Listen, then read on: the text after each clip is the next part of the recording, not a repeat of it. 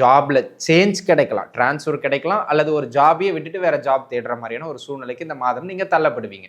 அதில் ஜாப் விடுறவங்க மட்டும் கொஞ்சம் பார்த்து விடுறது நல்லது. சரிங்களா? அடுத்த ஜாப் கிடைச்சிருமா டக்குன்னு அப்படின்னு யோசிச்சுக்கிட்டு விடுறது நல்லது. சரிங்களா?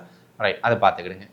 அதனை அடுத்ததாக அன்பு நண்பர்களே, இந்த காலகட்டம் இந்த பேங்க் லோனுக்கெல்லாம் யாராவது ட்ரை பண்ணுறீங்கன்னு வச்சுங்களேன், வீடு கட்டணும், பிள்ளைய படிக்க வைக்கணும், இல்லை தொழில் பண்ணணும், என்னவோ ஒன்று பண்ணிட்டு போங்க, பேங்க் லோன் எனக்கு வேணும் அவ்வளோதான் அப்படிங்கிற மாதிரியான அமைப்புகளில் பேங்க் லோனுக்கு யாராவது ட்ரை பண்ணுறீங்கன்னா, அந்த பேங்க் லோன்ஸ் கிடைக்கக்கூடியது மாதிரியான ஒரு நல்ல காலகட்டமாக இந்த காலகட்டம் அமைகிறது. தாராளமாக நீங்கள் முயற்சிக்கலாம் அப்படிங்கிறத மட்டும் மைண்டில் வச்சுக்கிடுங்க. சரிங்களா? அந்த விதத்தில் அன்பு நண்பர்களே, இந்த காலகட்டம் பேங்க் லோன்ஸுக்கு நீங்கள் ட்ரை பண்ணீங்கன்னா கிடைக்கும். ஜாதக ரீதியாக 9ஆம் இடமோ அல்லது 6ஆம் இடமோ சம்பந்தப்படுகின்ற தசாபுக்தியும் நடைபெறுமானால் உறுதியாக பேங்க் லோன்ஸ் கிடைக்கக்கூடிய ஒரு நல்ல காலகட்டமாக இந்த காலகட்டம் அமையப்பெறுகிறது அப்படிங்கிறத புரிஞ்சுக்கணும்.